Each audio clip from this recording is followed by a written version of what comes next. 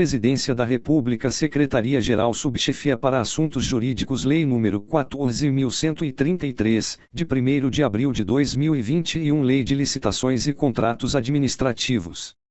Capítulo 2 da fase preparatória, seção e da instrução do processo licitatório, art. 18. A fase preparatória do processo licitatório é caracterizada pelo planejamento e deve compatibilizar-se com o plano de contratações anual de que trata o inciso 7º do caput do art. 12 desta lei, sempre que elaborado, e com as leis orçamentárias, bem como abordar todas as considerações técnicas, mercadológicas e de gestão que podem interferir na contratação, compreendidos, e, a descrição da necessidade da contratação fundamentada em estudo técnico preliminar que caracterize o interesse público envolvido. Segunda, a definição do objeto para o atendimento da necessidade, por meio de termo de referência, anteprojeto, projeto básico ou projeto executivo, conforme o caso. Terceira, a definição das condições de execução e pagamento, das garantias exigidas e ofertadas e das condições de recebimento. Quarta, o orçamento estimado, com as composições dos preços utilizados para sua formação. V, a elaboração do edital de licitação. Sexta, a elaboração de minuta de contrato, quando necessária, que constará obrigatoriamente como anexo do edital de licitação. Sétima, o regime de fornecimento de bens, de prestação de serviços ou de execução de obras e serviços de engenharia, observados os potenciais de economia de escala.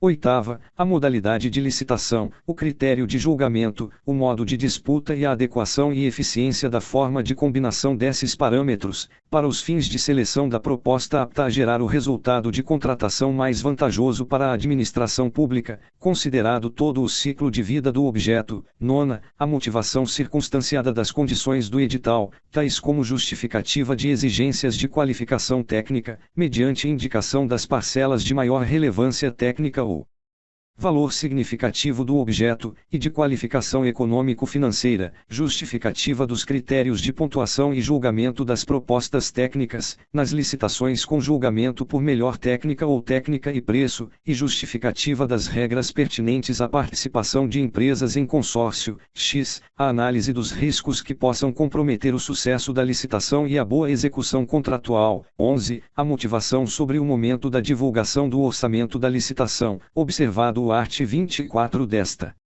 lei. Primeiro, o estudo técnico preliminar a que se refere o inciso I do caput deste artigo deverá evidenciar o problema a ser resolvido e a sua melhor solução, de modo a permitir a avaliação da viabilidade técnica e econômica da contratação, e conterá os seguintes elementos: I, descrição da necessidade da contratação, considerado o problema a ser resolvido sob a perspectiva do interesse público. Segunda, demonstração da previsão da contratação no plano de contratações anual, sempre que elaborado, de modo a indicar o seu alinhamento com o planejamento da administração. Terceira, requisitos da contratação. Quarta, estimativas das quantidades para a contratação, acompanhadas das memórias de cálculo e dos documentos que lhes dão suporte, que considerem interdependências com outras contratações, de modo a possibilitar economia de escala. V, levantamento de mercado, que consiste na análise das alternativas possíveis, e justificativa técnica e econômica da escolha do tipo de solução a contratar.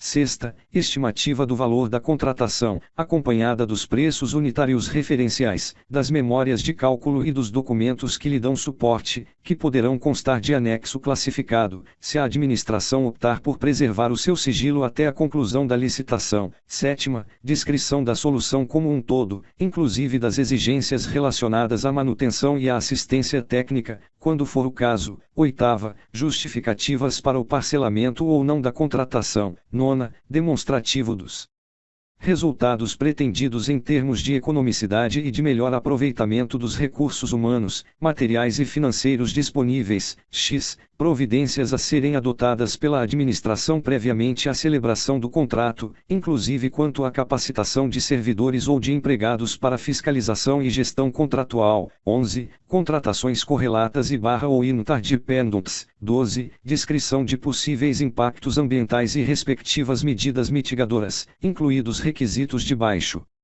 consumo de energia e de outros recursos, bem como logística reversa para desfazimento e reciclagem de bens e refugos, quando aplicável. 13. Posicionamento conclusivo sobre a adequação da contratação para o atendimento da necessidade a que se destina.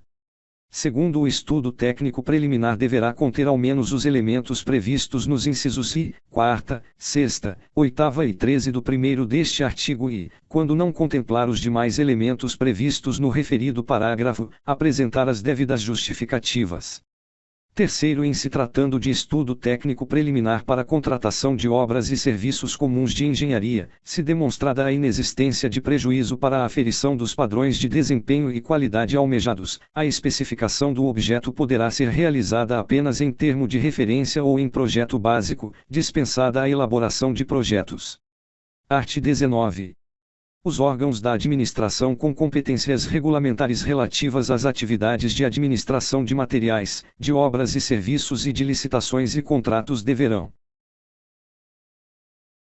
instituir instrumentos que permitam, preferencialmente, a centralização dos procedimentos de aquisição e contratação de bens e serviços. Segunda, criar catálogo eletrônico de padronização de compras, serviços e obras, admitida a adoção do catálogo do Poder Executivo Federal por todos os entes federativos. Terceira, instituir sistema informatizado de acompanhamento de obras, inclusive com recursos de imagem e vídeo. Quarta, instituir, com auxílio dos órgãos de assessoramento jurídico e de controle interno, modelos de minutas de editais, de termos de referência, de contratos padronizados e de outros documentos, admitida a adoção das minutas do Poder Executivo Federal por todos os entes federativos. V. Promover a adoção gradativa de tecnologias e processos integrados que permitam a criação, a utilização e a atualização de modelos digitais de obras e serviços de engenharia. Primeiro, o catálogo referido no inciso 2º do caput deste artigo poderá ser utilizado em licitações cujo critério de julgamento seja o de menor preço ou o de maior desconto e conterá toda a documentação e os procedimentos próprios da fase interna de licitações, assim como as especificações dos respectivos objetos, conforme disposto em regulamento. Segundo, a não utilização do catálogo eletrônico de padronização de que trata o inciso 2º do caput ou dos modelos de minutas de que trata o inciso 4º do caput deste artigo deverá ser justificada por escrito e anexada ao respectivo processo licitatório. Terceiro, nas licitações de obras e serviços de engenharia e arquitetura, sempre que adequada ao objeto da licitação, será preferencialmente adotada a modelagem da informação da construção, Building Information Modeling, BIM, ou tecnologias e processos integrados similares ou mais avançados que venham a substituí-la. Art. 20.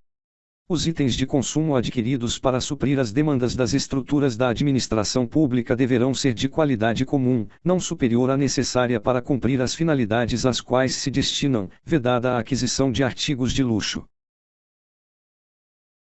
Primeiro, os poderes executivo, legislativo e judiciário definirão em regulamento os limites para o enquadramento dos bens de consumo nas categorias comum e luxo.